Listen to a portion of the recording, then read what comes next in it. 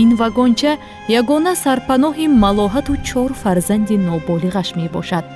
бинобар надоштани сарпаноҳ малоҳату фарзандонаш дар шароити номусоид умр ба сар бурда истоданд.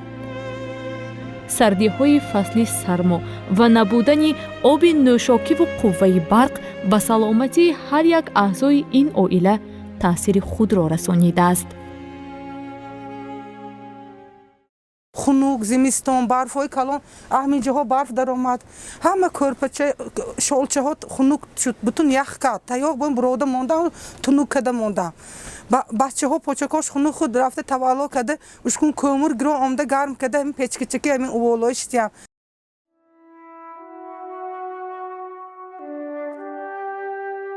ташкилоти ҷамъиятии дунёи меҳр ин навбат тасмим гирифт ки маблағи қуттиҳои хайриявӣ ва ҳам ҳамёни мобилиро барои дарёфти хонаи иҷора ва кӯмак бо маводи хӯрока ба ин оила равона созад.